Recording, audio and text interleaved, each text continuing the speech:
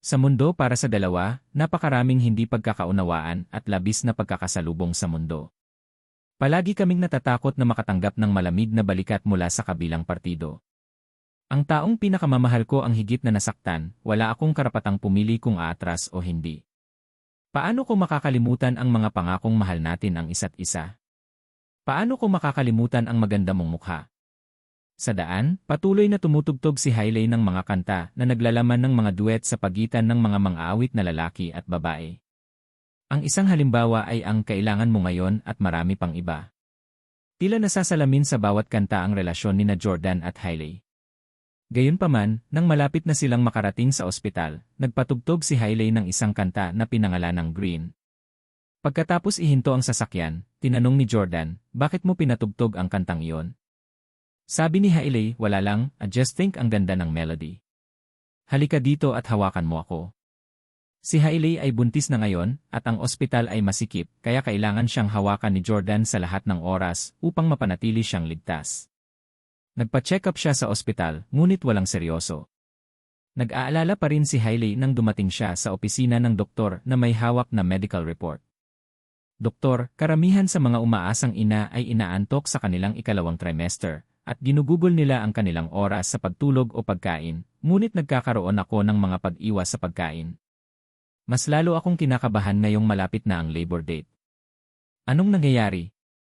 Ang doktor na ito ay isang sikat na obstetrician at gynecologist ng ospital na ito.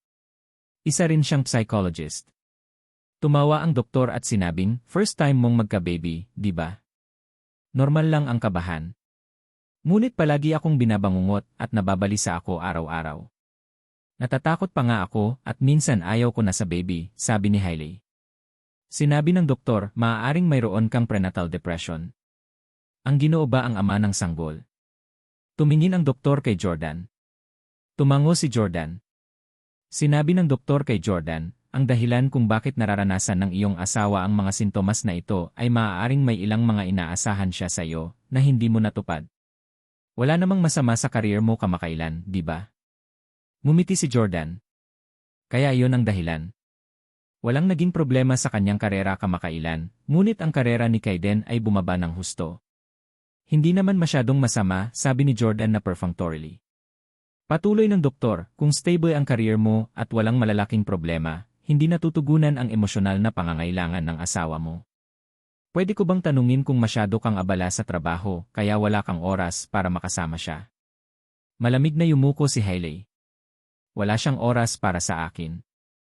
Mabilis na sinabi ng doktor, tingnan mo, tama ako, hindi ba? Ito ay dapat dahil madalas kang gumugugol ng masyadong maliit na oras sa iyong asawa. Kaya naman nagkaroon siya ng anxiety. Nang makita ni Jordan si Hailey na umikot ang kanyang mga mata, nakaramdam siya ng hinanakit. Di ako magpapalipas ng oras sa iyo kahit may oras ako. Hanapin mo si Kaiden. Gayunpaman, hindi binanggit ni Jordan ang kanilang komplikadong relasyon sa harap ng doktor at iba pang mga tagalabas. Pinayuhan ng doktor si Jordan, dapat mong bigyang pansin ang bagay na ito. Manganganak ang iyong asawa sa isang buwan. Ngayong buwan, kailangan mong maglaan ng mas maraming oras sa iyong schedule para makasama siya.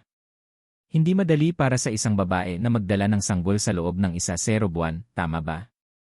Tumango si Jordan at sinabing, okay, gagawa ako ng mas maraming oras para makasama siya. Pagkatapos ng ilang sandali sa pag-uusap sa opisina ng doktor, tinulungan ni Jordan si Hailey na tumayo habang sila ay umalis. Pagkaalis ng dalawa, sinabi ng batang katulong ng doktor, sa tingin ko, hindi mukhang prenatal depression ang buntis na yon. Siya ay wala sa mahinang loob sa lahat, at sa halip, siya ay minsan nasasabi. Medyo kinakabahan lang siya sa panganganak, at hindi ko alam kung bakit siya ganoon. Natawa ang senior doctor at sinabing, masyado ka pang bata. Magtrabaho sa ospital sa loob ng ilang taon, at masasabi mo ang mga bagay na yon sa isang sulyap. Masasabi ko sa isang sulyap. Anong ibig mong sabihin? Tanong ng katulong ng batang doktor. Natawa ang doktor at sinabing, malamang kinakabahan at natatakot ang buntis na ito, hindi dahil nag-aalala siya sa sakit ng panganganak, kundi dahil nag-aalala siya na hindi pag-aari ng kanyang asawa ang sanggol. Ha? Natigilan ang batang katulong at napatakip ng bibig sa gulat. Bilang isang doktor sa obstetrics at gynecology na dalubhasa rin sa sikolohiya ng mga buntis, napakarami na niyang nakitang mga ganitong insidente kung saan ang sanggol ay hindi pag-aari ng kanilang asawa. Ang ilan sa mga petsa ay hindi rin tama, at talagang alam ito ng mga doktor, ngunit hindi nila masabi sa mga asawa ng mga babaeng iyon. Naalala ng doktor ang nakamamanghang kagandahan ni Hailey at sinabing, napakaganda ng buntis na ito. Dapat marami siyang manliligaw. Tignan natin at maghintay ng isa pang buwan. Baka magkaroon ng komedya sa ospital natin. Mag-ingat ka. Dahan-dahan kang pumasok. Pinagbuksan naman ni Jordan si Hailey at inalalayan papasok ng sasakyan. Siya ang nag-aalaga sa kanya sa buong paglalakbay papunta at pabalik ng ospital. Nakagawa siya ng isang mahusay na trabaho bilang kanyang dating asawa. Natural na masaya si Hailey. Nasiyahan siya sa pakiramdam na ito. Pagsakay niya sa kotse, sinabi ni Hailey, Jordan, narinig mo lang. Sinabi ng doktor na mayroon akong prenatal depression at kailangan ko ng mas maraming kasama at kalidad ng oras sa biolohikal na ama ng sanggol. Wala akong pakialam, para sa susunod na buwan, kailangan mong pumunta sa aking lugar araw-araw at manatili sa akin ng 2 oras. Sabi ni Jordan, samahan ka ng 2 oras araw-araw. Papayag ba si Kaden? At saka, ang iyong depresyon ay sanhi ng katotohanan na ang mga ari-arian ng Huxley ay lumiit sa $1 bilyong. Malaki pa naman ang $1 bilyon, huwag masyadong gahaman ha. Galit na sagot ni Hailey, bullshit. Hindi ako depressed dahil dito. Hindi ako gaanong mahilig sa pera. Ano ang dahilan kung gayon? Tanong ni Jordan. Napakagatlabi si Hailey at biglang napatigil. Anyway, you have to spend time with me. Ikaw ang ama ng sanggol, kaya kailangan mong gampanan ang iyong tungkulin bilang ama. Tatawagan ko si Kaden ngayon. Dinyal ni Hailey ang numero ni Kaden sa mismong lugar. Kaden, nasaan ka? Binuksan ni Hailey ang loudspeaker. Kasama ko si Nate at ang iba pa. Anong meron? Ang ingay sa background ni Kaden at parang umiinom. Marami ring boses babae. Sabi ni Hailey, nagpunta lang ako sa ospital para magpa-check up at na-diagnose ako na may prenatal depression. Kailangan kong manatili sa akin ang asawa ko. Alam ko, hindi sa iyo ang sanggol at ayaw mo akong pagsilbihan, kaya maaari ko bang hilingin kay Jordan na pumunta at manatili sa akin ng 2 oras araw-araw. Naisip ito ni Kaden at pumayag, iniisip na dahil 8 buwan ng buntis si Hailey, wala nang magagawa ang dalawa. Okay, hayaan mo siyang lumapit. Pagkatapos ibaba ang tawag, sinabi ni Hailey kay Jordan, ngayon ay maaari kang pumunta sa aking bahay anumang oras upang makasama ako. Sinabi ni Jordan, kailangan ko pa ring bumalik at talakayin ito kay Victoria. Sabi ni Hailey, huwag kang mag-abala, kakausapin ko siya tungkol dito. Si Hailey ang nagkusa na tawagan si Victoria at nagsalita sa mapagpanggap na boses. Victoria, ito si Hailey. Kakaalis ko lang sa ospital kasama si Jordan at babalik na kami. Medyo magalang din si Victoria. Paano nangyari ang check-up? Okay na ba ang lahat? Sabi ni Hailey, na-diagnose ako ng doktor na may prenatal depression at sinabing kailangan ko ng higit pang kasama ng ama ng sanggol. As you know, hindi kay Kaden ang baby at wala siyang pakialam sa akin ngayon. Pwede ko bang hiramin si Jordan sa iyo ng 2 oras araw-araw para tumugtog siya ng piano para sa akin o ano? Okay lang ba, Victoria? Ang pagiging ex at kasalukuyang magkasintahan ni Jordan, ayon sa pagkakabanggit, kasama ang katotohanan na sila ay talagang napakarilag, sina Hailey at Victoria ay natural na parang tubig at apoy. Gayunpaman, mula nang malaman niya na maaaring pakasalan ni Victoria si Russell, naging magiliw ang kanyang saloobin. Dahil naging kaaya-aya at magalang si Hailey sa kanya ngayon, ayaw ni Victoria na magmukhang masyadong maliit. Sabi ni Victoria, sure, hindi ako magsiselos. Siya ang ama ng bata at obligadong gawin yon. Salamat, Victoria. Ibinaba ni Hailey ang telepono, ngumiti at sinabi kay Jordan, nagbigay siya ng berdeng ilaw. Tara na. Dahil pumayag na silang dalawa, hindi na nagsalita pa si Jordan at hinatid si Hailey pabalik sa villa nila ni Kaden. Pagbalik niya, nagtanong si Sylvie, mahal kong anak, kumusta ang resulta ng check-up? Okay na ba ang baby? Inalagaan ka ba ni Jordan? Hindi ka naman niya hinayaang mahulog, di ba? Dahan-dahang naglakad si Hailey at sinabing, inalagaan niya ako ng husto. Hinawakan niya ang kamay ko the whole time. Na-diagnose ako ng doktor na may prenatal depression at sinabi na kailangan kong gumugol ng mas maraming oras sa ama ng sanggol, kaya hiniling ko kay Jordan na lumapit at samahan ako. Nagsimulang mag-alala si Sylvie. Prenatal depression. O mahal, bakit ka nalulumbay, mahal kong anak? Ano ang nakaka-depress sa panganganak? Sinasabi ko sa iyo, hindi naman ganoon katakot ang panganganak, huwag kang mag-alala. Pagkatapos, naglakad siya patungo sa Jordan at sinabing, Jordan, kailangan mong samahan ng maayos si Hailey. Si Kaiden ay abala sa trabaho, kaya wala siyang oras para sa kanya. Halika kung kailan mo kaya. Sa pagbabantay ko sa iyo sa bahay, hindi isipin ni Kaiden na may mali kapag nalaman niya yon. Malamig na yumuko si Jordan.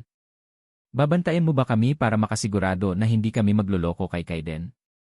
Kung gayon, maraming salamat. Ayokong may maling ideya din. Okay, Mom, stop talking at ipagluto mo ako ng makakain. Nagugutom na ako. Sabi ni Hailey. Okay, ayusin ko na. Matapos paalisin si Sylvie, naglakad si Hailey sa couch sa sala at umupo. Itinuro ang piano sa kabila ng silid, sinabi niya, Jordan, matagal na akong hindi nakarinig na tumugtog ka ng piano. Maglaro ng isang bagay para sa akin. Okay, sumang-ayon si Jordan, iniisip na ang pagtugtog ng piano o kung ano ay mas kawili-wili kaysa sa pakikipag-chat kay Hailey. Sa sala, may Steinway grand piano. Itinaas ni Jordan ang takip ng piano at umupo. Gusto kong marinig kang tumugtog at kumanta ng 1,000 Reasons to be Sad. Excited na sabi ni Hailey, biglang naalala ang gabing iyon nang manood siya ng concert kasama si Tyler, pero nasagasaan nila sina Jordan at Victoria. Matapos matagumpay na mag-propose sa kanya si Tyler, tinugtog at kinanta ng nagsiselos at nalulungkot na si Jordan ang kantang ito sa entablado sa harap ng libu-libong tao. Nag-enjoy si Hailey sa sandaling iyon. Sa oras na iyon, labis ang pag-ibig ni Jordan kay Hailey. Gayunpaman, ngayong binibigyan na ni Jordan ng malamig na balikat si Hailey, kailangan niyang panatilihing mahal siya ni Jordan, kahit na maaari niyang piliin na huwag magustuhan ito. Hindi, pinuto ni Jordan. Ikaw, galit na galit si Hailey kaya talon siya. Napakahusay mong gumanap sa harap ng 10,000 tao na ginawa mong putla ang superstar kung ikukumpara. Ngayon sinasabi mong hindi ka marunong maglaro. Bumigay si Hailey, i-play ang If You Feel Nothing noon. Isa na naman itong kanta na pag-aari nilang dalawa. Hindi ko alam kung paano laruin ito, ulit ni Jordan. Paano ang mga magkasintahan? Sinabi ni Jordan, hindi. Galit na galit si Hailey. Sinasadya mo naman, di ba? Masyado kang pamilyar sa mga kantang ito. Maaari kang maglaro ng nakapikit ang iyong mga mata.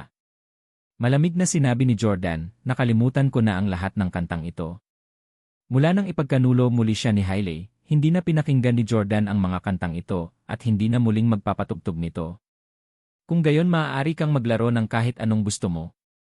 Labis na hindi nasisiyahan si Hailey dahil sinadya niyang patugtugin ni Jordan ang kanilang mga kanta noon para maalala rin nila ang mga magagandang araw. Gayunpaman, sa lalong madaling panahon, napagtanto ni Hailey na hindi na kailangang patugtugin ni Jordan ang mga pamilyar na kanta mula sa nakaraan dahil kailangan lang niyang marinig itong tumugtog at nasa tabi niya. Anumang himig na kanyang tinugtog ay maaaring makaakit kay Hailey at maibalik siya sa magandang lumang araw. Nagpatugtog si Jordan ng isang tune na kamakailan lang niyang narinig, Revolutions, ng Capo Productions. Dumidilim na ang gabi at ang mga makukulay na ilaw sa Christmas tree sa loob ng sala ay kumikislap ng ritmo. Tinugtog ni Jordan ang piano gamit ang dalawang kamay. Ito ay isang piyesa na may napakaganda, matahimik at nakakagaling na melody.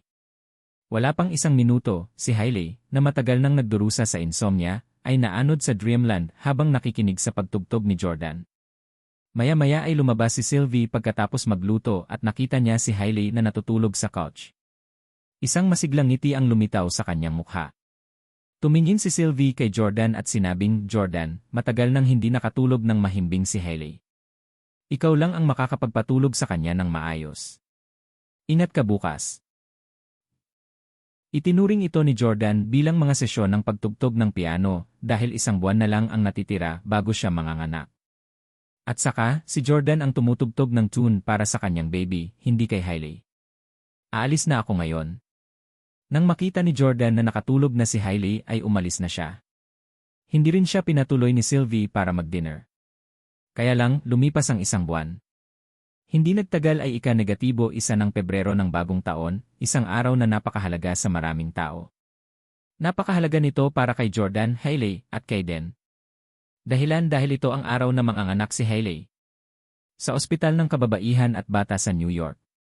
Inihagis si Hailey sa operating room, at sa maikling panahon, ihahatid na ang kanilang sanggol. Si Kayden, Shane, ang kanilang mga magulang, sina Benedict, at Sylvie ay lahat naghihintay sa labas ng delivery room sa ospital. Siyempre, bilang ama ng bata, nandoon din si Jordan kasama si Victoria. Gayunpaman, ang dalawa ay nakatayo sa malayo. Pagpalain ng Diyos na pareho si Hailey at ang sanggol ay maayos. Pumikit si Sylvie at nagdasal. Nakatayo si Jordan sa di kalayuan, nakatingin sa dalawang pamilyang nababalisa na. Sabi niya kay Victoria, "Afraid ba na nandito tayo? Medyo redundant ang presensya natin." Natawa si Victoria at sinabing, "Ipinanganak na ang iyong anak. Paano ang iyong presensya redundant?" "Medyo redundant na ako, pero gusto ko pa ring makita ng sarili kong mga mata ang sandaling maging ama ka." "Salamat, Victoria. Napakamagnanimos mo." Hinawakan ni Jordan ang kamay ni Victoria, hindi ka panipaniwalang nagpapasalamat sa pagkakaroon ng kasintahang tulad niya. Kung malalaman ng isang mapanlinlang at maliit na babae na ang dating asawa ng kanyang kasintahan ay nagsisilang sa kanilang anak, tiyak na magagalit ito. Sa sandaling ito, biglang napabulala si Sylvie, Ang sanggol ay naihatid na. Naghatid na si Hailey. Labis na nabalisa si Jordan. Nakapanganak na ba si Hailey sa wakas? Sa wakas naging ama na ba ako? Lumaki si Jordan na dumaranas ng iba't ibang pagsubok na inayos ng kanyang pamilya, kaya't matagal nang nalampasan ng kanyang maturity level ang karamihan sa mga taong kasing edad niya. Gayunpaman, ito ang unang pagkakataon na maging ama si Jordan. Ang pakiramdam na ito ay kahanga-hanga at kapanapanabik para sa kanya. Kung tutuusin, ang mga babae ang nagsisilang ng mga sanggol at hindi nararanasan ng mga lalaki ang proseso ng panganganak mismo. Kakasabi lang sa kanya sa labas ng ward na ipinanganak ang bata. Maya-maya, tuwang-tuwang naglakad si Sylvie kay Jordan at masayang sinabi, "Hailey has delivered." Naghatid na si Hailey. Medyo nagulat si Jordan. "So soon?" Ang kambal ba ay dalawang lalaki o dalawang babae? O ito ay isang lalaki at isang babae? Pagkapasok sa delivery room, mahigit 10 minuto lang bago maghatid si Hailey, at naisip ni Jordan na abutin ito ng kahit 1 o 2 oras. Sa katunayan, walang ganap na kaugnayan sa pagitan ng oras ng pagpasok sa silid ng paghahatid at ang tagal ng paghahatid dahil mayroong 3 yugto ng paggawa. Nasa 2nd yugto na ng panganganak si Hailey na hindi higit sa 30 minuto. Sagot ni Sylvie, "Hindi pa namin alam kung lalaki o babae. Kailangan nating maghintay ng 1 pang 2 oras bago sila mailabas." Oh! Pinunasan ni Jordan ang kanyang mga kamay, sabik na makita ang mga sanggol. Inutusan ni Sylvie si Jordan, alalahanin ang eksaktong oras ng kanilang kapanganakan. "Sige po, Tita Sylvie." Masayang pinagsalikop ni Sylvie ang kanyang mga kamay at sinabing, "Ano sa tingin mo ang magandang pangalan para sa mga bata?" "Naisip ko ang ilan. Sabihin mo sa akin kung ano ang tingin mo sa kanila." Kung 2 lalaki, ang isa ay tatawaging Zachary at ang isa ay Xander. Kung 2 babae, ang isa ay tatawaging Scarlett at ang isa ay Sierra. Kung lalaki at babae, paano naman sina Adam at Anna? Nang makita na ang kanyang dating biyenan ay matyagang nagbigay ng mga pangalan sa kanyang mga anak, ngumiti si Jordan at sinabing, "Maganda sila." Sa kanyang pagtataka, nagpatuloy si Sylvie, Zachary Huxley, Xander Huxley, Zachary Camden, Xander Camden, Sierra Huxley, Scarlett Huxley, Sierra Camden, Scarlett Camden. "Haha, ang ganda naman." Biglang nagbago ang ngiti ni Jordan. Seryosong tanong ni Jordan kay Sylvie, "Auntie, what do you mean?" Sabi ni Sylvie, "Anong ibig mong sabihin?" Sinabi ni Jordan, "Ano ang ibig mong sabihin sa pagkuha ng mga apelyido ng mga pangalang ito at pagdaragdag ng Camden o Huxley? Ako ang ama ng mga bata at dapat ay stile ang kanilang apelyido." Galit na galit si Jordan dahil akala niya dapat dala nila ang apelyido niya. Nang marinig ang kanyang mga salita, tumawa si Sylvie at sinabing, "Jordan, okay ka lang? Gusto mo bang kunin ng mga sanggol ang iyong apelyido? Live-in husband ka lang. Bakit kailangan nilang kunin ang iyong apelyido? Hindi mo ba alam na hindi qualified ang live-in-in-law na kunin ng kanyang mga anak ang kanyang apelyido? Ngayon, 2 na lang ang posibilidad para sa kanilang mga apelyido, at sila ay Huxley o Camden. Gusto ni Hailey na kunin nila ang apelyido niya, pero sa tingin ko dahil kinasal na niya si Kaiden, dapat nilang kunin ang apelyido niya. Ano sa tingin mo, Jordan? Galit na galit si Jordan. Kalokohan. Ang apelyido lang na Steele ang kaya ng mga anak ko. Nang makitang nawala ang galit ni Jordan, mabilis na hinawakan ni Victoria ang kanyang braso at hinikayat, Jordan, kumulo ka at dahan-dahang magsalita. Kakapanganak pa lang ng mga sanggol, huwag kang masyadong sabik na pangalanan.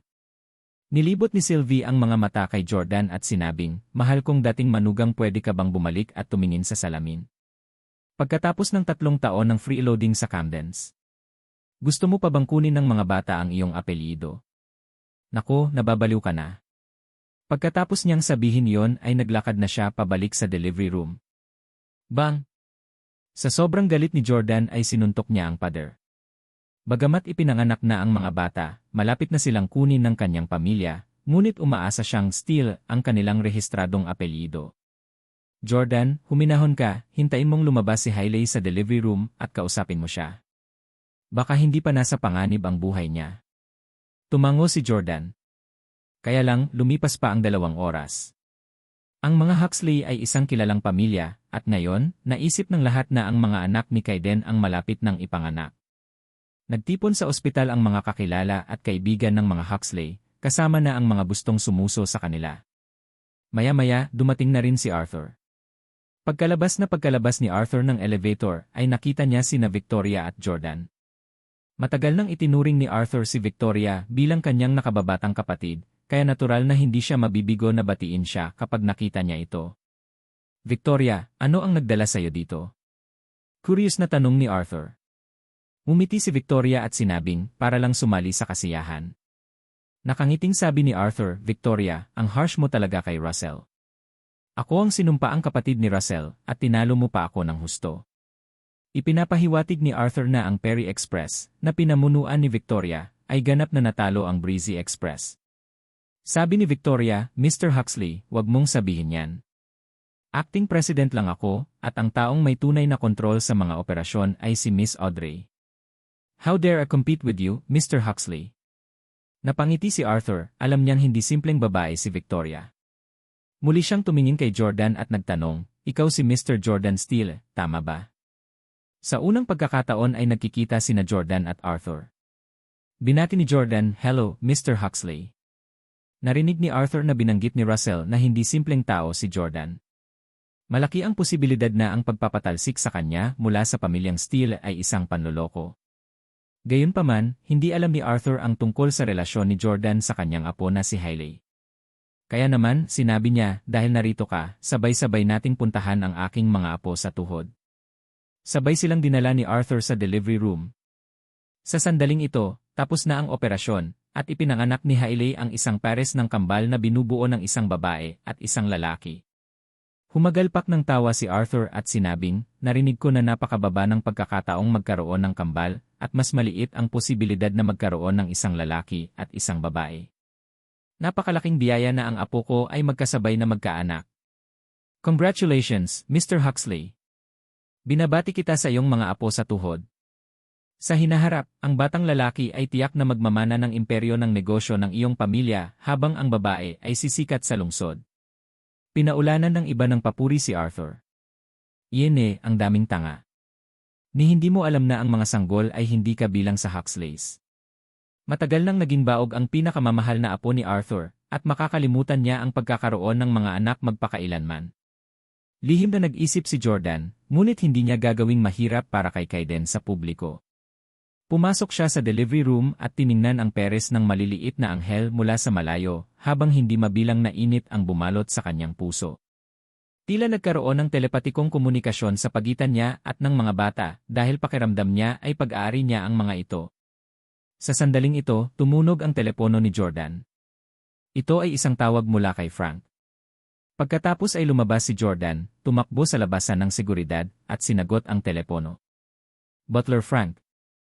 Mr. Jordan, nabalitaan ko na ang iyong dating asawang si Hailey ay nanganak ngayon. Ligtas bang naipanganak ang mga sanggol? Naging maayos ang panganganak at parehong ligtas ang ina at mga anak. Nanganak siya ng isang lalaki at isang babae. Isang lalaki at isang babae. Parang 0.1% ang posibilidad na mangyari yon. Congratulations, Mr. Jordan. Salamat. Pero huwag mo akong pansinin. Bagamat nagtitiwala ka kay Hailey, kailangan pa ring magpad na paternity test. Isang paternity test. Para sa mayamang pamilya, mandatory ang paternity test. Pagkatapos ng lahat, 10 milyon at daan-daang milyong dolyar ng mga ari-arian ay hindi katawa-tawa at hindi nila maaaring payagan ang anak ng ibang tao na makinabang ng walang kabuluhan. Bukod pa rito, ang mga stile ay may kakaibang rehimeng pagsasanay para sa kanilang mga inapo, at ang kanilang mga biolohikal na inapo lamang ang tatangkilikin ang dayong pagtrato. Walang pakialam na sabi ni Jordan, I know. Hahanap ako ng oras para gawin ang paternity test. Binaba agad ni Jordan ang tawag. Wala siyang balak magpa-paternity test ngayon dahil kakapanganak pa lang ni Hailey. Nakapaligid na ngayon ang mga Huxley at ang Camden sa mga bata, at hindi makalapit si Jordan. Sinadya ni Jordan na hayaang magpahinga si Hailey ng ilang araw bago banggitin sa kanya ang tungkol sa paternity test. Si Jordan ay naglakad pabalik sa ward mula sa security exit, tinapik ang likod ni Victoria, at sinabing, bumalik na tayo. Okay. Nagmaneho ang dalawa palabas ng ospital. Napansin ni Victoria na medyo mahigpit ang itsura ni Jordan at parang hindi masaya na naging ama. She asked, Jordan, bakit ka nagtatampo? Hindi ka ba natutuwa na magkaroon ng isang anak na lalaki at isang anak na babae ngayon? Noon lang ay pilit nang umiti si Jordan at sinabing, hindi, talagang masaya ako tungkol dito. Paanong hindi nakikita ni Victoria ang iniisip ni Jordan? Dahil walang mga tagalabas sa sasakyan, dumiretso si Victoria sa punto, Jordan, nag-aalala ka ba na hindi sa iyo ang mga bata? Si Hailey ay isang kakilakilabot na babae na 3 beses nang nanloko at paulit-ulit na nagsinungaling kay Jordan, kaya mahirap magtiwala sa kanya. Tumawa si Jordan at sinabing, hindi naman. Siguradong akin ang mga bata. Noong nagsusumikap kaming magka-baby, ngayon lang kami nagkabalikan ni Hailey. Noong oras na yon, nagkaroon kami ng isang napakamapagmahal na relasyon, at ngayon ko lang inilantad ang aking pagkakakilanlan sa kanya. Kaya alam niya ang mga patakaran na ipinataw ng Stiles kung saan ang lahat ng mga bata ay kailangang sumailalim sa isang pagsubok sa pagiging ama. So, kahit na may nakikita siyang ibang lalaki bukod sa akin that time, hindi siya maglalakas loob na manggulo dahil hinahabol niya ang mga aset ng pamilya namin. Naunawaan ng mabuti ni Jordan si Hailey at alam niya na siya ay isang babae na mas pinahahalagahan ang pera kaysa ano paman. Niloko niya si Jordan kay Kaiden dahil buntis na siya sa anak ni Jordan, kaya walang takot siya. Kung wala pa siyang anak noong nakilala niya si Kaiden, baka hindi siya maglakas loob na mapalapit kay Kaiden. Nang marinig ang pagsusuri ni Jordan, bigla siyang nakita ni Victoria na talagang nakakaawa. Nakalulungkot para sa isang lalaki na dumaan sa lahat ng uri ng pag-aaral at paghuhusga upang tapusin kung ang kanyang bagong panganak na mga anak ay talagang biologically related sa kanya. Hinawakan ni Victoria ang kamay ni Jordan at sinabing, Honey, kung ipanganak ko ang mga anak natin, hindi ko hahayaang mag-alala ka ng husto. Isinusumpa ko na ang mga anak na isisilang ko ay tiyak na magiging iyo at sa iyo lamang. Ang isang kamay ni Jordan ay nasa manibela at ang isa naman ay nakapulupot sa kamay ni Victoria. Ang init at ginhawa lamang ang kanyang hinahangad kay Victoria. Ang dinala sa kanya ni Hailey ay puro paghihirap, pagtataksil, pagdududa, at sakit sa puso. Kaya lang, lumipas ang 1 linggo. Naramdaman ni Jordan na nakapagpahinga si Hailey pagkatapos manganak. Oras na para pumunta siya sa ospital para kausapin siya tungkol sa paternity test at mga apelyido ng mga bata. Kaya naman, bumili si Jordan ng ilang prutas at mga pandagdag sa kalusugan ng maaga sa umaga bago pumunta sa ospital. Pagdating niya sa ward ng ospital, natuklasan ni Jordan ang 2 gwardiya sa labas ng ward. Anong ginagawa mo? Tanong ng isa sa mga guard kay Jordan. Pinalaki ni Jordan ang 2 tao, nagulat nang malaman na sinadya ng mga Huxley na kumuha ng mga security guard para bantayan ang ward. Mukhang mahalaga sa kanila ang kambal. Sa kasamaang palad, ang mga bata ay hindi kabilang sa Huxleys. Gustong magpasalamat ni Jordan sa kanilang pag-aalaga sa kanyang mga anak. Sinabi ni Jordan, narito ako para makita si Hailey at ang mga sanggol.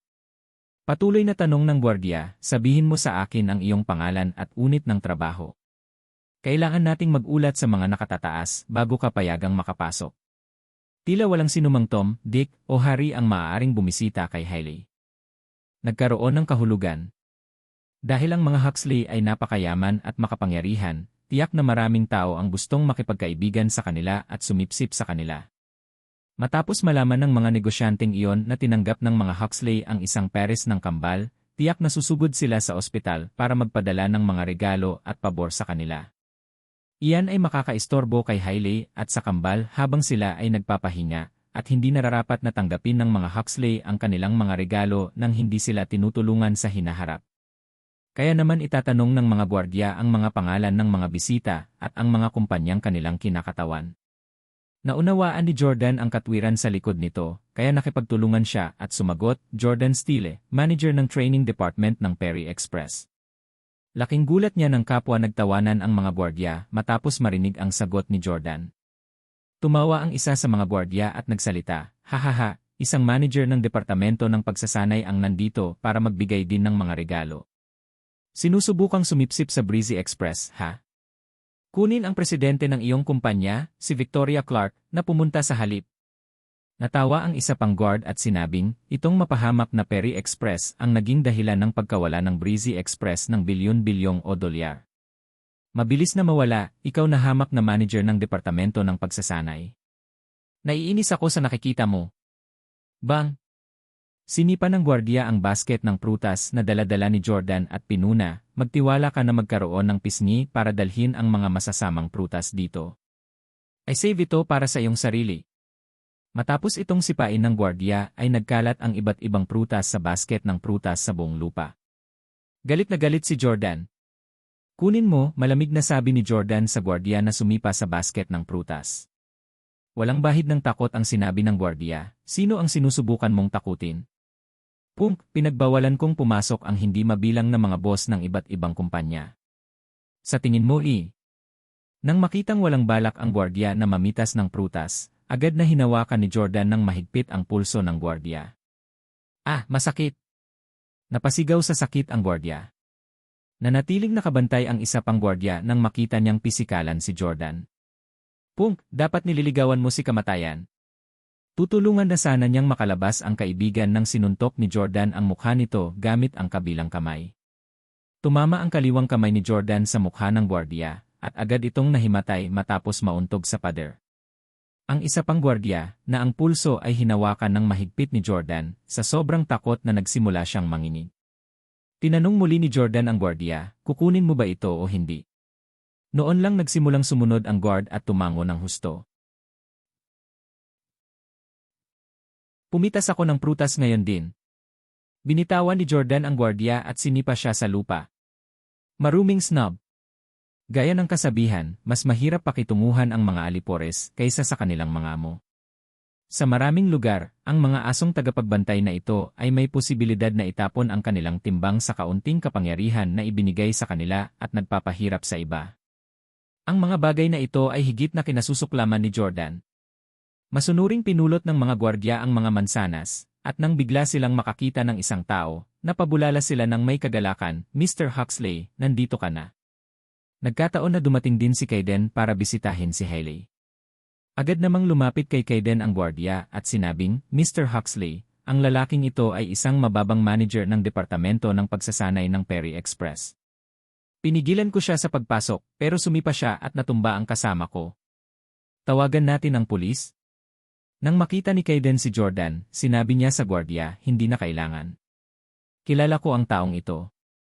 Naglakad si Kayden patungo sa Jordan at nanunuyang sinabi, Jordan, okay lang napuntahan mo si Hailey, pero bakit mo agad binugbog ang mga bantay ko pagdating mo? Sinabi ni Jordan, dapat mong disiplinahin ang iyong mga tauhan ng maayos at turuan silang huwag iangat ang kanilang mga ilong. Malamig na yumuko si Kayden. Dapat mong pagnilayan ang iyong sarili at hanapin ang mga dahilan para sa kanilang pag-ugali. Kung ikaw ang presidente o vice-presidente ng Perry Express, sa tingin ko hindi ka nila pipigilan. Ganyan ang mundong ito. Ito ay tungkol sa katayuan at pagkakakilanlan saan ka man magpunta. Ngumisi si Jordan, status and identity. Hindi pa ba sapat ang pagkakakilanlan ko bilang ama ng mga sanggol para mapagbigyan ako ng pagpasok? Nang marinig ang sinabi ni Jordan, agad na namula ang supladong si Kayden sa kahihiyan. Ang mga bantay naman sa gilid ay nataranta sa narinig. Ama ng mga sanggol. Anong mga sanggol, ama? Ayaw ni Kaiden na malaman ng mga walang katuturang tao ang sikreto sa pagitan nila, kaya inabot niya ang kanyang kamay at sinabing, halika na. I save ang mga regalo. Hindi natin sila kailangan. Kaya naman, nanguna si Kaiden na itulak ang pinto at pumasok. Sumunod naman si Jordan sa likod. Maluwag ang e-ward at kumpleto sa gamit. Umaga noon, at nakabukas ang mga kortina, kaya ang sinag ng sikat ng araw ay sumikat sa bintana, na nagbibigay ng sapat na liwanag para sa silid. Nang makapasok sina Kaiden at Jordan, umupo si Hailey sa tabi ng kama at pinaglaruan ang kambal na nakahiga sa kanilang crib. Nang makitang pumasok na silang dalawa, agad nang umiti si Hailey, mga mahal kong sanggol, nandito si Daddy para makita kayo. Daddy. Si Jordan ay nagkaroon ng mainit at malabong pakiramdam sa kanyang puso nang marinig niya ang mga salitang iyon. Muli, ito ay ang medyo surreal na pakiramdam. Tama na ba ako ngayon? Tuwang-tuwa siyang naglakad, nalaman lamang na nauuna si Kaiden sa kanya at naabot na niya si Hailey at ang mga sanggol. Matapos pumunta si Kaiden, patuloy na sinabi ni Hailey sa mga bagong silang, mga mahal kong sanggol, tingnan mo si Daddy. Mismo na ba si Daddy? Si Jordan ay napuno ng pagkabigo at ang kanyang espiritu ay nabasa. Hindi siya ang tinutukoy ni Hailey kundi si Kaiden. Atrocious! Sa sobrang inggit ni Jordan ay lumapit siya at itinulak si Kaiden sa lupa. Sinabi niya, ako ang kanilang ama. Galit na hinanakit ni Hailey si Jordan, anong ginagawa mo? Paano kung takutin mo sila? Gayunpaman, ang mga bagong silang na isang linggo pa lamang ay hindi umiyak o natakot nang makitang itinulak ni Jordan si Kaiden, gayon din ang galit na galit sa mukha ni Jordan. Tumingin sila ng diretsyo kay Jordan na may init sa kanilang mga mata. Sa isang iglap, biglang naramdaman ni Jordan na pamilyar ang tingin sa kanyang mga mata dahil tila ganoon din ang tingin sa kanya ng anak ng misteryosong babaeng iyon sa CAF. Nang makita niya ang tingin sa mga mata nila ay agad na lumambot ang puso ni Jordan. Isang ngiti ang agad na sumilay sa kanyang mukha at tumingin siya sa mga sanggol. Mga sanggol, pumunta si Daddy para makita ka. Ngayon, si Kaiden na bumagsak sa lupa, ang hindi nasisiyahan. Bumangon si Kaiden sa lupa at sinabing, sa tingin ko kailangan nating pag-usapan ang tungkol sa ama ng mga bata. Siyempre, willing si Jordan na kausapin siya dahil iyon naman talaga ang pinunta niya. Nilock ni Kaiden ang pinto ng kwarto mula sa loob para hindi makapasok ang iba. Pagkatapos ay lumapit siya at sinabing, gustong-gusto sila ng lolo ko at pinangalanan na niya ang mga ito. Ang babae ay tatawaging Lee at ang batang lalaki ay tatawaging Luke. Tiningnan ni Jordan ang dalawang maliliit na sanggol at bumulong, Lee Steele at Luke Steele.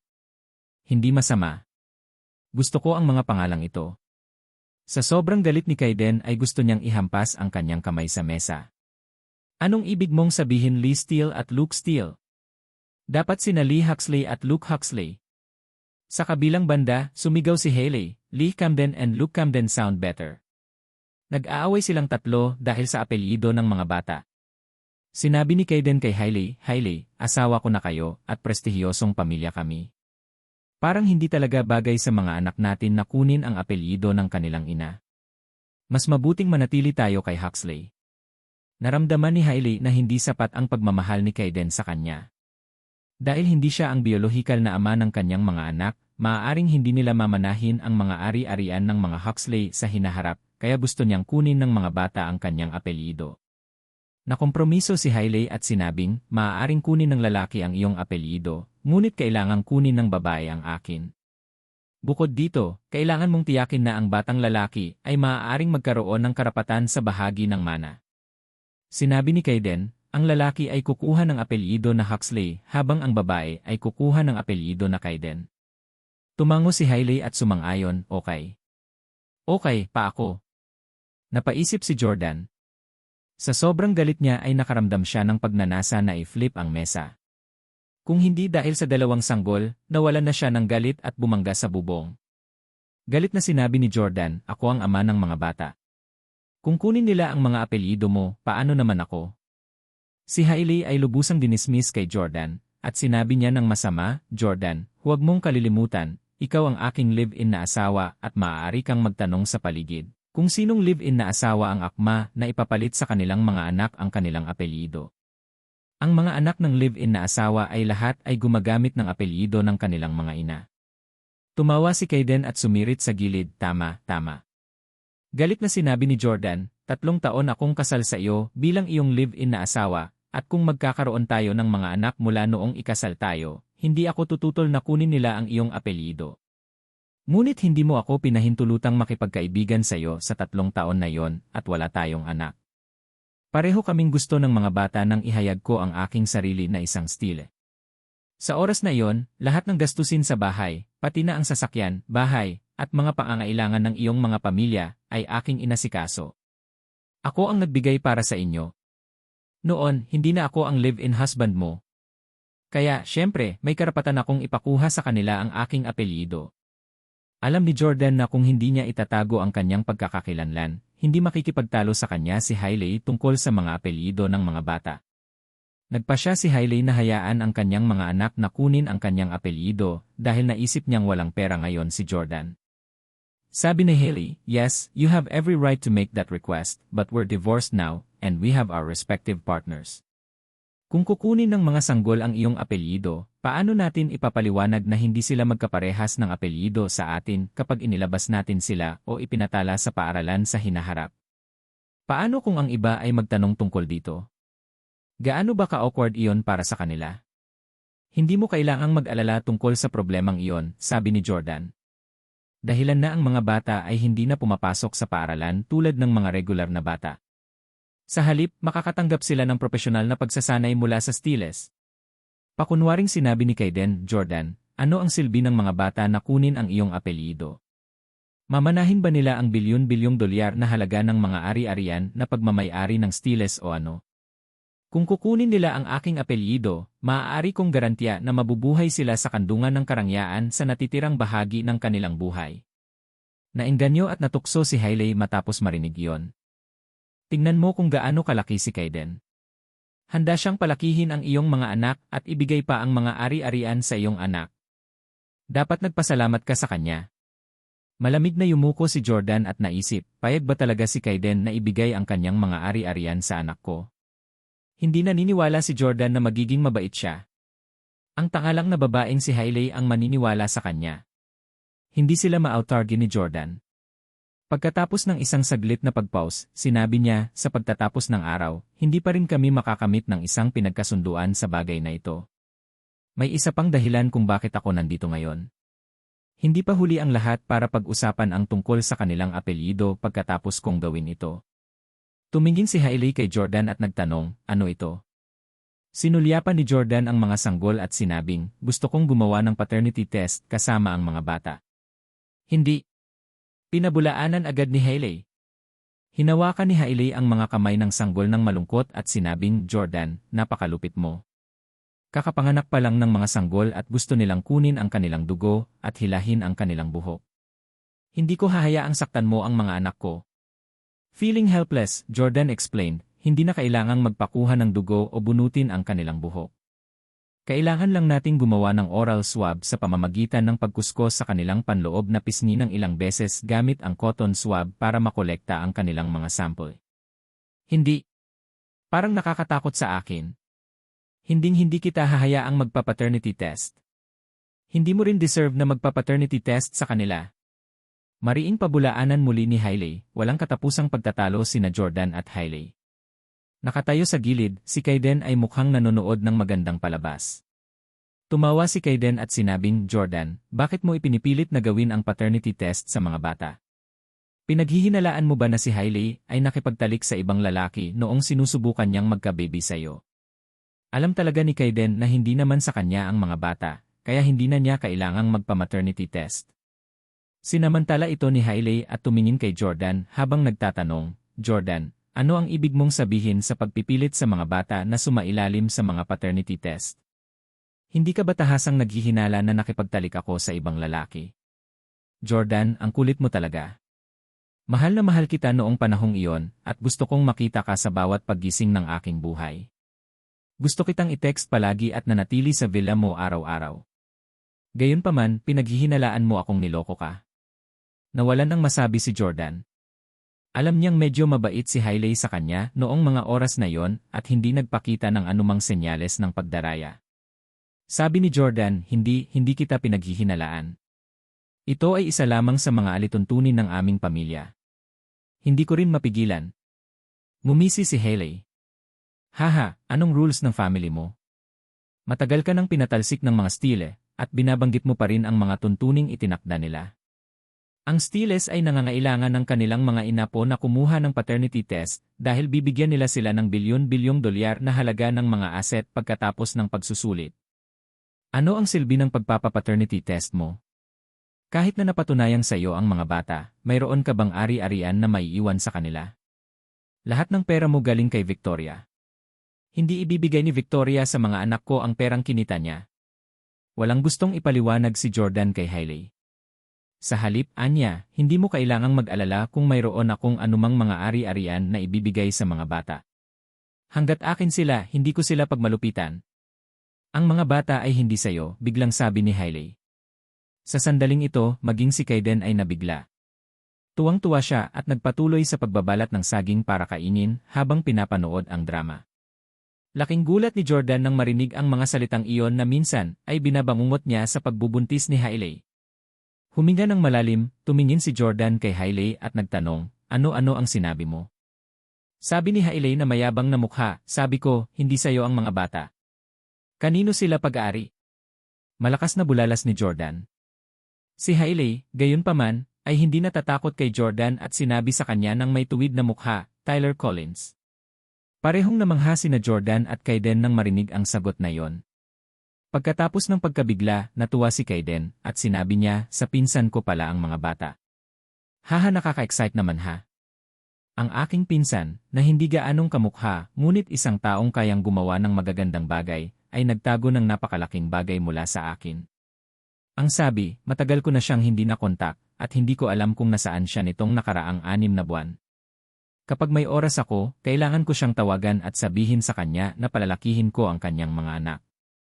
Haha, magkamag-anak naman tayo eh.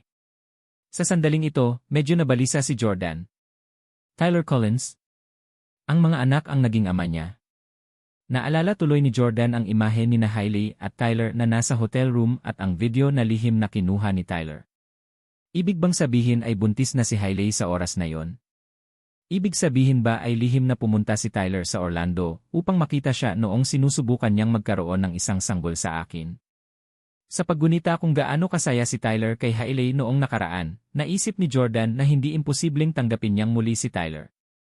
Kung hindi dahil sa 2 baby, 2 sampal na sana ang binigay niya ngayon kay Hailey. Hindi na kaya na ni Jordan na hindi pa nakakatama ng babae kung gaano kahiya si Hailey. Gayunpaman, si Jordan ay isang mature na lalaki na alam na si Hailey ay isang talamak na sinungaling kaya hindi niya mapagkakatiwalaan ang kanyang mga salita. Napabulala si Jordan, hindi ako naniniwala. Noong sinusubukan naming magkaroon ng isang sanggol, pumunta si Tyler Collins sa New York City. Talagang hindi siya nangahas na bumalik. Gusto kong magpa-paternity test. Hindi sapat na sabihin mong hindi akin ang mga bata. Kailangan ko itong personal na i-verify para sa aking sarili. Habang nagsasalita si Jordan, bubuhatin na niya ang mga sanggol. Buong lakas na pinigilan ni Hailey si Jordan. Huwag mong hawakan ang mga anak ko. Hindi ka bagay na magpa-paternity test kasama ang mga bata. Kung apo ka pa lang ng stiles ngayon, hindi kita pipigilan pero isa ka lang freeloading na walang kwenta ngayon. Sino ka para hilingin na magpa-paternity test tayo? Kahit na sa iyo ang mga bata, hindi ko kailangan na maglabas ka ng kahit 1 sentimo dahil kaya ko silang palakihin mismo. Anyway, walang kinalaman ang mga bata sa iyo. Umalis ka na dito. Ayokong makita ka ulit. Masyadong emosyonal si Hailey kaya nag-iyakan din ang mga bata.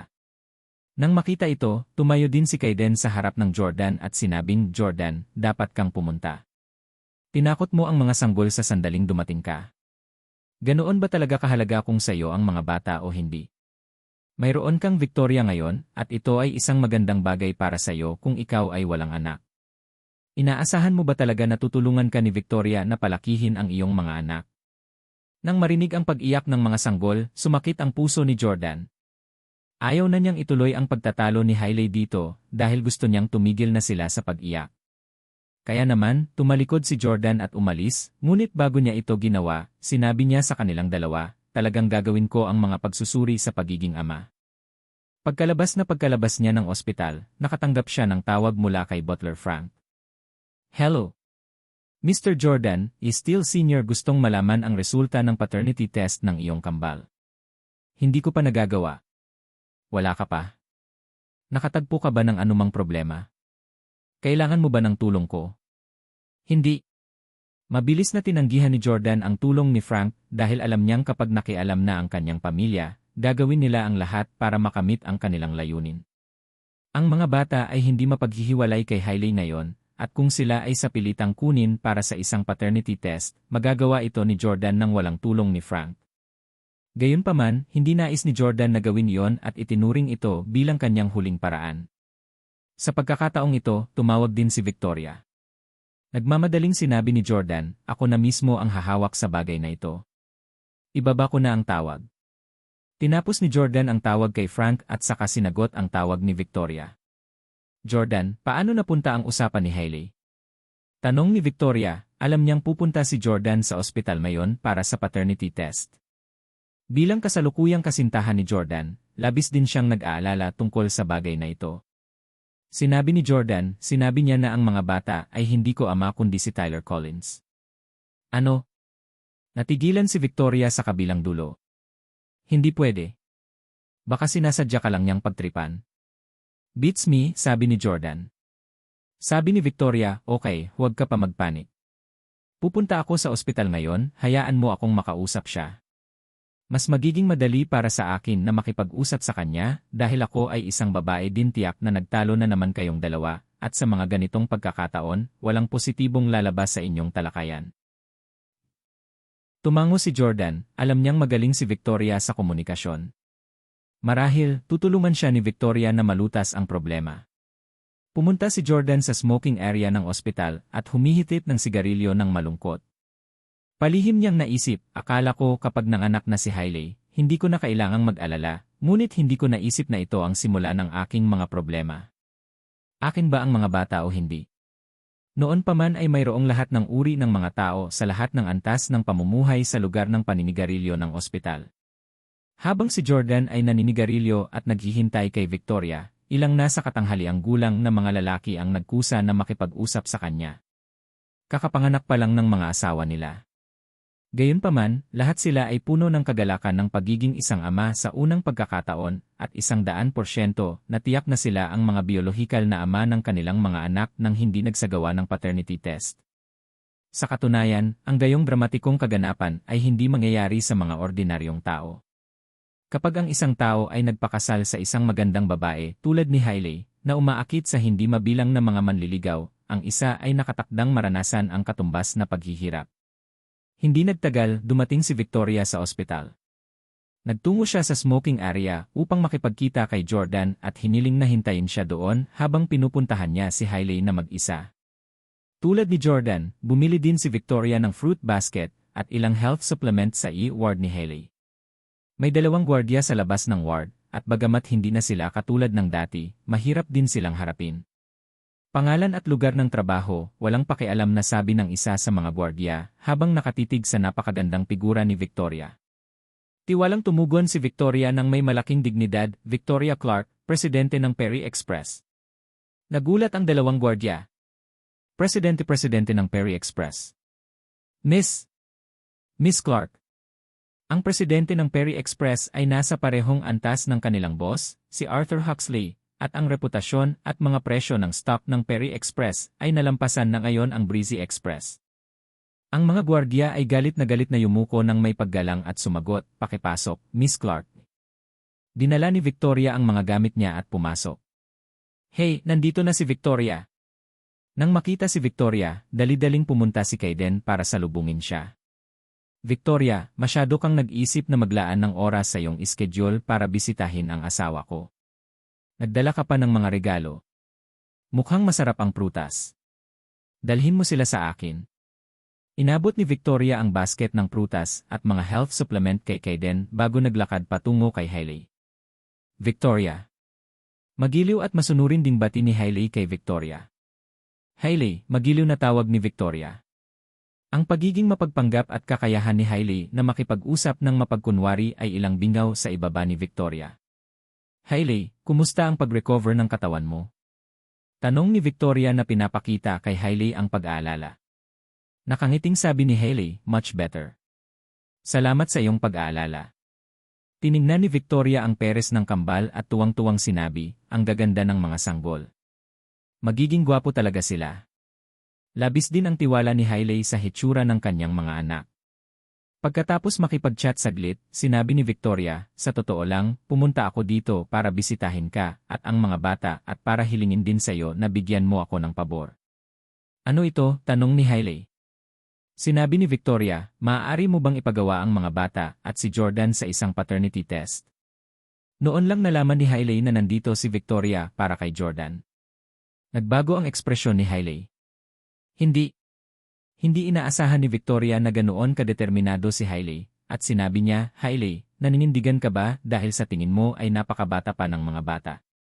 Maaari tayong maghintay ng ilang araw o kahit isang linggo o dalawa. Bigyan mo kami ng date para may asahan si Jordan. Gayunpaman, pinabulaanan ni Hailey ng may determinasyon, hindi ko hahayaan ang mga bata na gumawa ng paternity test kasama si Jordan kailanman. Bakit? Tanong ni Victoria. Diretsong sabi ni Hailey, kasi walang kwenta kung gawin yon. Kahit napatunayan kanya ang mga bata, ano? Maari ba nilang mamanahin ang mga ari-arian ng Stiles? Sa pagtatapos ng araw, kailangan pa rin namin silang palakihin ni Kaiden. Napaisip si Victoria at sinabing, paano ito? Kung ito ay lumabas na ama ni Jordan, handa akong magbayad sa iyo ng 15 milyon bilang sustento para sa kanya. 15 milyong dolyar. Parehong natigilan si Hailey at Kaiden sa gulat. Masyadong mapagbigay ang girlfriend ni Victoria, ha? Ang mga bata ay walang kinalaman kay Victoria. Sinisikap ng ibang mga babae na pigilan ang kanilang mga kasintahan na magbigay ng pera sa mga anak ng kanilang dating asawa. Gayunpaman, tinutulungan ni Victoria si Jordan na magbayad ng sustento sa dati niyang asawa at mga anak. Agad na nahiya at nakonsensya si Hailey. Bulalas niya, ang isang babae ay talagang handang gumastos ng 15 milyong dolyar sa Jordan. Bilang dating asawa ni Jordan, nadismaya siya at agad na pinabulaanan nang makitang sinisiraan siya ni Victoria ng pera.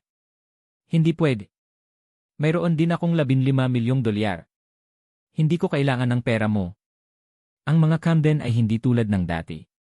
Kung sila ay unang nagkita sa nakaraan, ang 15 milyong dolyar ay maituturing pa rin na isang napakalaking halaga para kay Hailey.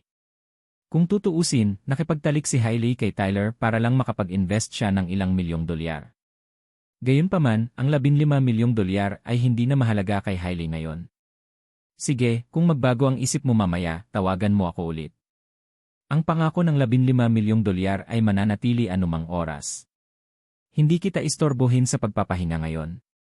Nang makita kung gaano katatag si Hailey, hindi na nag-aksaya si Victoria ng kanyang hininga. Bumalik si Victoria sa smoking area sa ibaba at umiling kay Jordan nang makita siya nito. She has been dead against getting a paternity test done but don't worry, I'll find time to come back and talk to her again. Inalo ni Victoria si Jordan. Umiling si Jordan at sinabing, ayos lang Victoria, tumutok ka lang sa trabaho mo. Lumayo sa bagay na ito. May sarili akong solusyon. Ramdam ni Jordan ang sakit sa puso niya para kay Victoria dahil walang kinalaman ang bagay na ito sa kanya. Hindi niya kayang makitang naiinis ito sa mga issue sa pagitan nila ng dati niyang asawa. Pinapunta ni Jordan si Victoria sa trabaho at saka muling tinawagan si Frank. May iutos ka ba sa akin, Mr. Jordan? Tila naramdaman ni Frank na ibibigay sa kanya ni Jordan ang isang malaking gawain. Sinabi ni Jordan, gusto kong makuha ang Speedy Express, Omni Express, 365 Express, Daily Express, at ang iba pang nangungunang kumpanya ng courier sa bansa maliban sa Perry Express at Breezy Express. Gusto ko ring makuha ang 3 paunahing kumpanya ng takeout tulad ng Uber at ang iba pa. Laking gulat ni Frank kaya napasigaw siya sa kabilang linya. Ang pagkuha ng napakaraming kumpanya ay malamang na mangangailangan ng ilang dose-dosenang bilyong dolyar. Tanong ni Frank, Mr. Jordan, gagawin mo bang gagawing presidente muli si Victoria Clark ng mga kumpanyang ito? Sinabi ni Jordan, hindi, ako ang magiging presidente. Magtatatag ako ng isang grupo ng mga kumpanya na kabilang sa akin, tulad ng ginawa ko sa Orlando. Gusto kong dominahin ang New York City at maging pinakamayamang tao sa bansa. Napalunok ng laway si Frank. Pagkababa ng telepono, pumikit si Jordan at inangat ang ulo para tumingala sa langit. Sinubukan niya ito dati. Sinubukan niyang tratuhin ang lahat ng may katapatan bilang isang taong walang pera. Gayunpaman, si Kayden at Russell ay tumingin sa kanya at hinamak siya.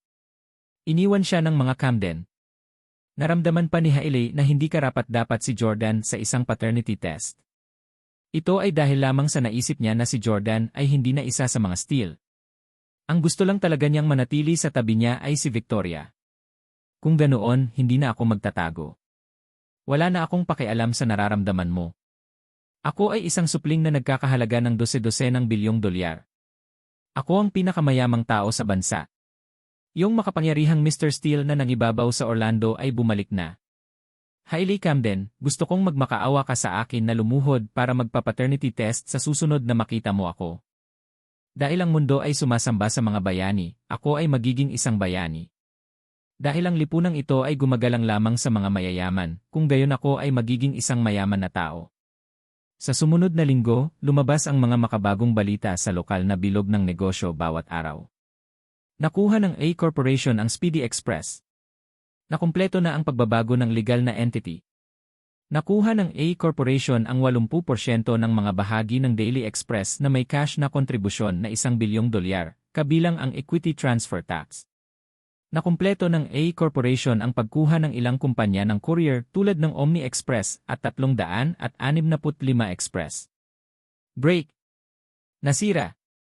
Nakumpleto na ng A Corporation ang buong pagkuha ng takeout na kumpanya, ang ETOP, sa halagang $10 bilyong. Break. Nasira. Nasira. Nakuha ng A Corporation ang Uber Eats sa halagang 40 bilyon at naging pinakamalaking shareholder ng kumpanya. Malapit nang matapos ang taon, napakaraming empleyado ang nagbabakasyon at umuwi para sa Pasko at Bagong Taon. Gayunpaman, ang malalaking balitang iyon ay patuloy na lumitaw sa bilog ng negosyo. Sumisikat. Lumulutang. Pagkatapos ng pagkuha ng Uber Eats, ang kabuang market value ng Uber Eats ay tumaas sa halos $150 bilyong. Ang pagkakakilanlan ng chairman ng A Corporation ay nananatiling hindi kilala, ngunit itinuturing na siya ng mundo ng negosyo bilang ang pinakamayamang tao sa bansa. Bahay ni Hailey at Kayden sa Jade Villa. Sina Kayden at Hailey ay parehong nanonood ng balita na may lubos na pagtataka sa kanilang mga mata. A Corporation. Ano nga ba ang pinagmulan nitong A Corporation? Paano nito nakuha ang napakaraming negosyo ng sunod-sunod? Naging emosyonal at namangha si Kayden.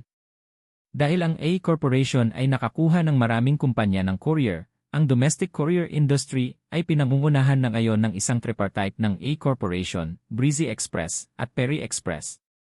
Nagulat din si Hailey, at sinabi niya, bakit wala akong mahanap na impormasyon tungkol sa Chief Executive Officer ng A Corporation? Tiyak na may malakas na background ang taong ito. Napakaraming kumpanya na ang nakuha niya nang hindi niya kailangang ibunyag ang kanyang pangalan, ha? Paliwanag ni Kayden, sinasabi niya na siya ay isang kumikilos na pangulo, ngunit ngayon alam ng lahat na ang taong iyon ay hindi talaga ang namamahala sa A Corporation. Ang A Corporation ay naging nangungunang korporasyon sa bansa, at siya ang naging bagong pinakamayamang tao sa bansa. Masyadong natukso si Hailey. Ang pinakamayamang tao sa bansa o Envy God, gusto ko talagang makilala ang lalaking ito at malaman kung ano ang hitsura niya. Sana magkaroon ako ng pagkakataon na makilala siya.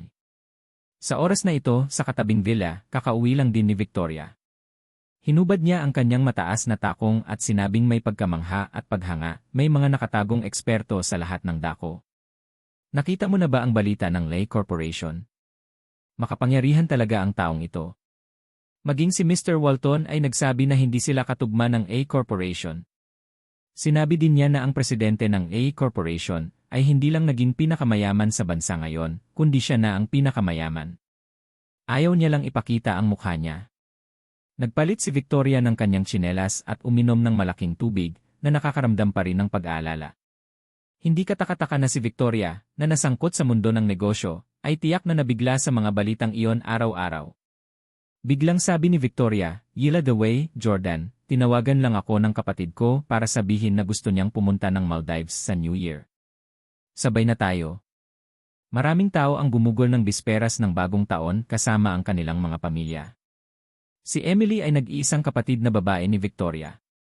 Bihira lang magkita ang dalawa, kaya tiyak na kailangan nilang magsama sa holiday ng bagong taon. Wala pang kamag-anak si Jordan sa bansa sa ngayon, kaya't nagkukumpulan silang tatlo para magsaya. Gayunpaman, nagpanggap si Jordan na nag-aatubili sa Maldives. Ang layo kaya nun. Umupo sa tabi ni Jordan, hinawakan ni Victoria ang braso ni Jordan at niubyog ito. Halika, honey, pagbigyan na natin ang gusto ni Emily. Well, okay. Pagkatapos ay nag-aatubili na sumang-ayon si Jordan. Salamat, honey. Binigyan ni Victoria ng halik sa pisngi si Jordan at saka tumayo. Maliligo ako. Sa panonood ng pag-alis ni Victoria, ngumiti ng masama si Jordan at naisip, silly sweetheart, hindi mo pa rin alam na ideya ko na pumunta sa Maldives, di ba? Hehe. Sa katunayan, ang pagpunta sa Maldives para sa bisperas ng bagong taon ay ideya ni Jordan. Matagal na siyang nag-charter ng isla sa Maldives. Hindi pinaplano ni Jordan na pumunta doon para lang sa isang holiday trip para sa bagong taon kundi para mag-propose din. Sinabi ni Emily na gusto ni Victoria na ma-propose sa isang tahimik na kapaligiran, kaya kinuha ni Jordan ang isla para sa panukala. Nagplano si Jordan na magmungkahi sa simula ng taon. At saka, malapit nang lumapit si Jordan kay Hailey at sasabihin sa kanya na siya ang presidente ng A Corporation. Gusto niyang sabihin sa kanya na hindi pa siya natiwalag sa pamilya. Bago malaman ni Hailey ang katotohanan, kailangan muna niyang ipaalam kay Victoria, kung hindi, ito ay masyadong hindi patas sa kanya. Araw ng bagong taon, Maldives. Nagyelong sana sa New York City sa oras na ito. Gayunpaman, sa bahaging ito ng Maldives, medyo mainit. Kinailangan lang nilang magsuot ng short-sleeve na damit dahil ang temperatura dito ay nasa pagitan ng 26 tandang bawas 31 degrees sa buong taon. Victoria. Jordan. Sa airport, lumaktaw si Emily patungo sa kanila, nakasuot ng magaan na maikling damit. Inakala ni Victoria na magkikita sina Emily at Jordan sa unang pagkakataon, kaya ipinakilala niya, Emily, hayaan mong ipakilala kita sa i. Hoy, pwede mong isave ang pagpapakilala. Familiar na tayo sa isa't isa. Mabilis na sabi ni Emily. Noong huling nagkita sina Emily at Jordan, nagpalipas sila ng isang gabi sa isang hotel sa Ise. Paano kayo magkakilala? Hindi ba ito ang unang beses na magkikita kayong dalawa? Curious na tanong ni Victoria. Natawa si Emily at sinabing, well, may tinatawag na Instagram. Lagi tayong nagbi-video call sa isa't isa sa Instagram, di ba, Jordan? Tumango si Jordan. Tumingin si Victoria kay Jordan na may pagdududang tingin at nagtanong, bakit palagi kang nakikipag-video call sa kapatid ko? Nagkagusto ka na ba sa kanya? Hindi. Sabi ni Jordan na may inosenteng ekspresyon. Haha. Sa pagtingin sa selos na tingin ng kanyang kapatid, masayang umisi si Emily at sinabing, Vicky, tigilan mo na ang pagiging selos. Tara na sa hotel. Sumakay silang tatlo ng taksi mula sa paliparan patungo sa isang isla na pinangalanang Vomuli. Pagdating nila sa islang ito, medyo nakakapagtaka si Victoria na wala ni isang tao ang nakikita kahit na walang limitasyon ang tanawin. Walang mga turista o kawani ng serbisyo. Sa paglalakad sa paligid ng isla, natuklasan ni Victoria na ang isla ay pinalamusan ng maganda. May mga karatula sa lahat ng dako na nagsasabing, Will you marry me? Naku, may nag-charter sa islang ito. Bilisan na natin at pumunta tayo sa ibang lugar para magsaya. Napagtanto ni Victoria na ang isla ay dapat na chartered. Kung hindi, imposibleng walang tao sa paligid. Gayunpaman, sa sandaling ito, biglang naglabas si Jordan ng isang brilyante na singsing mula sa kanyang bulsa, lumuhod ang isang tuhod, at nagpropose kay Victoria, na nakasuot ng puting maxi dress. Papakasalan mo ba ako? Agad na tinakpan ni Victoria ang kanyang bibig at nanlamig sa gulat. Sinaayos mo ba ang lahat ng ito? Sa isang sulyap, masasabi ni Victoria na isang mayamang batang supling ang nag-charter sa isla upang mag-propose sa kanyang kasintahan dahil may pakiramdam ng romansa sa buong isla. Hindi niya lang inaasahan na ang nag-charter sa isla ay si Jordan at ang babaeng pinopropose ay siya mismo. Pakasalan mo siya. Pakasalan mo siya. Patuloy na pinapalakpak ni Emily ang kanyang mga kamay sa gilid. Natouch si Victoria kaya napaluha siya. Then, she looked at Jordan and gave him her answer. Ginagawa ko. Bumangon si Jordan at niyakap ng mahigpit si Victoria.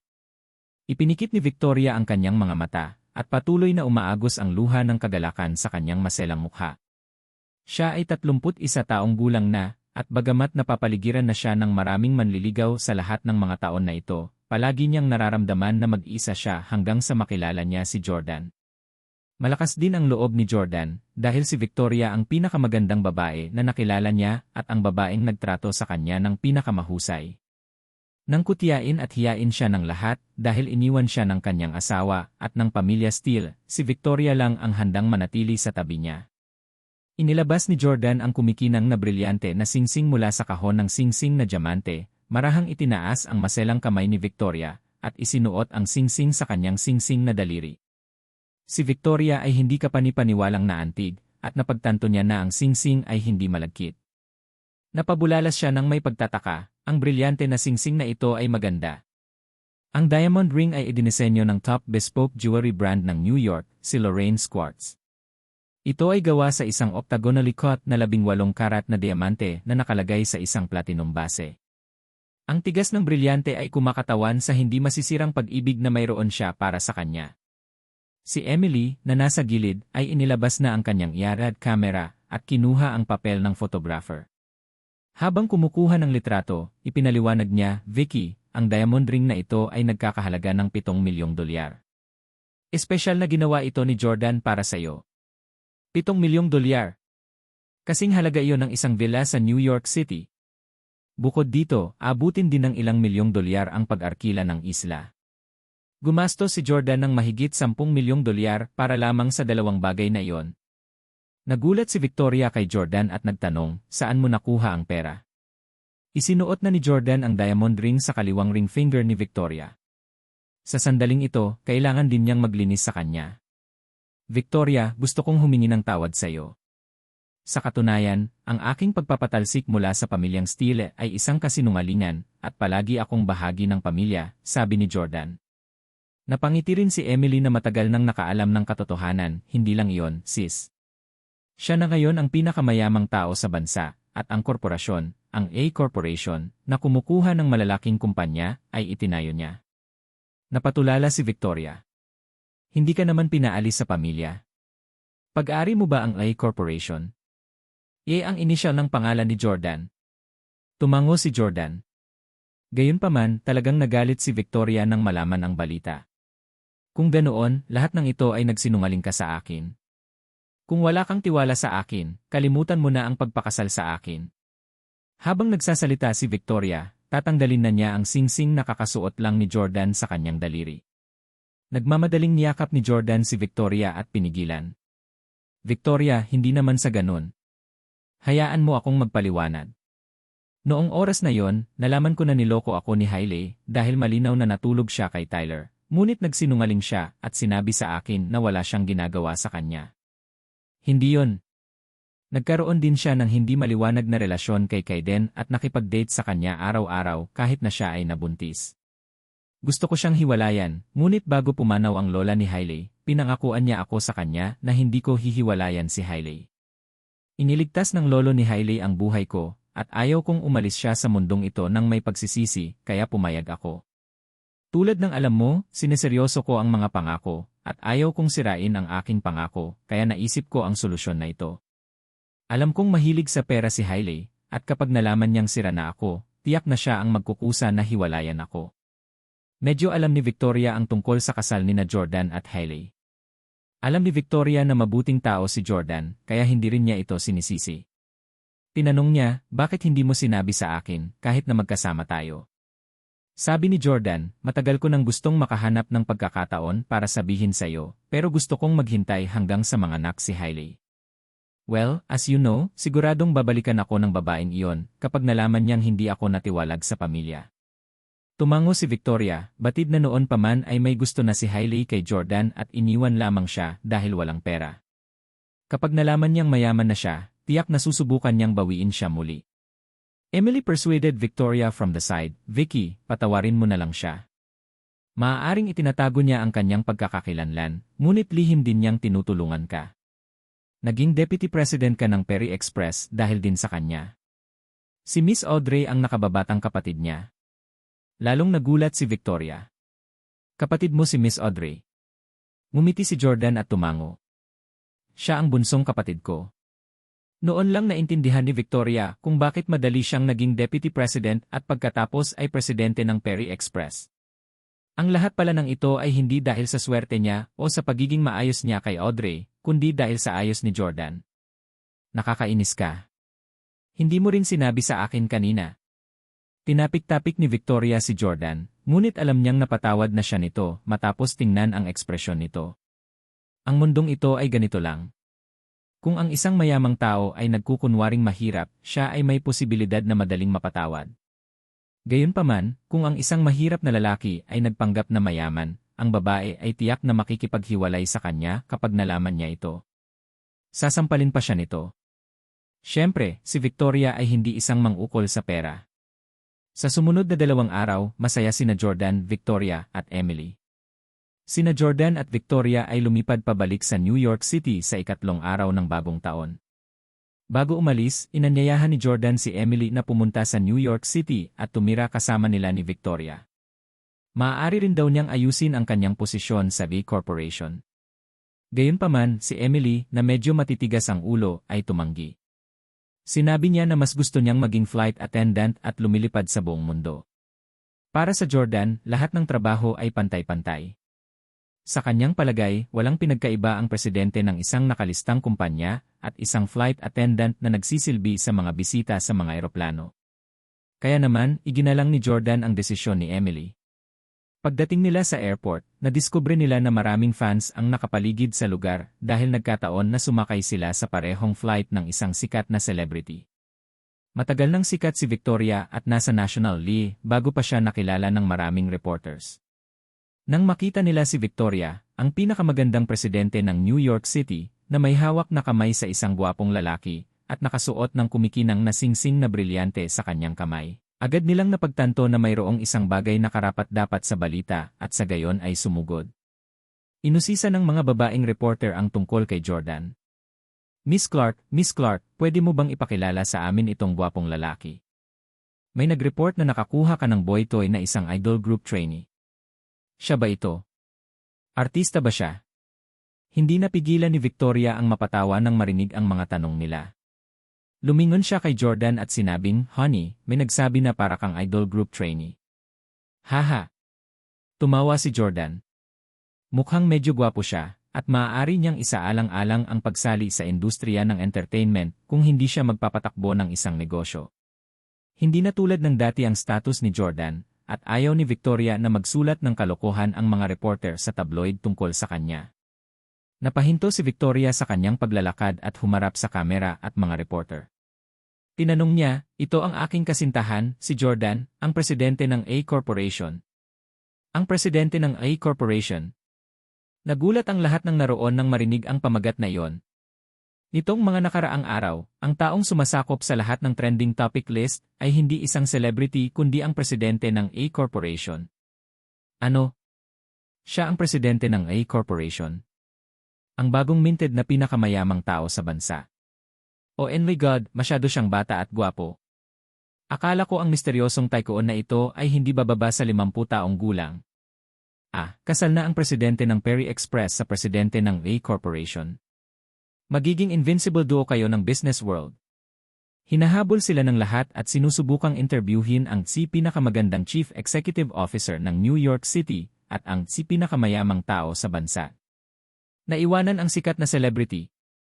Sa lalong madaling panahon, ang mga keyword na ang pinakamayamang tao sa bansa ay ikinasal sa pinakamagandang presidente ng New York City at Jordan at Victoria ang nanguna sa listahan ng mainit na paghahanap. Jade Villa. Sa sandaling ito, hinikayat ni Hailey ang kambal na matulog at sa wakas ay nagkaroon ng ilang oras upang makapagpahinga. Kaya, kinuha niya ang kanyang cellphone at nagsimulang mag-scroll sa Twitter. Nang mag-click siya sa API, natigilan siya nang makita ang listahan ng mga trending na paksa. Ang unang paksa sa listahan ay sina Jordan at Victoria. Kakaiba, paano napunta sina Jordan at Victoria sa listahan ng trending topics? Nauna talaga si Jordan kaysa sa Victoria. Medyo partikular din sila tungkol sa pagraranggo ng mga pangalang ito. Si Victoria ang presidente ng Perry Express, habang si Jordan ay isang manager ng Departamento ng Pagsasanay. Nakapasok man sila sa listahan ng trending topics, dapat nakarank si Victoria sa harap ni Jordan. Tinapik ito ni Hailey para tingnan para lang natulala. Ang presidente ng A Corporation ay Jordan. Nang makita ang laman ng balita, namutla si Hailey na parang nasuffocate. Ang A Corporation ay isa sa pinakamakapangyarihan at pinakamayamang kumpanya sa bansa ngayon. Ang presidente ng A Corporation ay tinaguriang pinakamayamang tao sa bansa. Sa panahong ito, hinahangaan ni Hailey ang Chief Executive Officer ng A Corporation. Gusto niyang humanap ng pagkakataon para makilala siya. Gayunpaman ngayon, nalaman niyang ang misteryosong tycoon na ito na hinangaan at tinitingala niya ay ang kanyang dating asawa, ang live-in husband na hinamak at iniwan ng kanyang pamilya. Jordan. Hindi. Bumagsak si Hailey sa lupa at nahimatay. Sa oras na ito, sina Jordan at Victoria ay napailing na sa mga board na reporter na ito at sumakay sa Maybach sedan. Ito ang limitadong edisyong Maybach na isinakay ni Jordan sa Orlando dati. Nakaupo sa likurang upuan ng kotse, hinawakan ni Jordan ang kamay ni Victoria at sinabing, Victoria, ibabalik kita sa villa kung saan ka makakapagpahinga. May pupuntahan ako. Curious na tanong ni Victoria, Honey, saan ka pupunta? Sabi ni Jordan, sinabi sa akin ni Tim na ngayon lang daw nag-baby shower ang mga Huxley para sa kambal ko ngayon. Kailangan kong tingnan. Alam ni Victoria na hindi maiiwasan ang isang salungatan sa pagitan ng Jordan at ng Huxleys. Gayunpaman, sa katayuan ni Jordan ngayon, hindi na kailangan pang mag-alala ni Victoria tungkol sa kanya. Okay. Masunurin namang pumayag si Victoria nang hindi siya tinigilan. Hart Hotel sa New York City. Sa sandaling ito, ang mga Huxley ay nagdaraos ng isang party para sa kambal ni Kaiden. Maraming mga customer at napakasikip. Ang mga larawan at pangalan ng mga sanggol ay nakasabit sa dingding. Lee Huxley at Luke Huxley. Nakasuot ng puti at malinis na suit, dinala ni Jordan si Tim at ang iba pang kasama niya habang siya ay humarap sa venue. Sir, hindi po kayo makakapasok ng walang imbitasyon.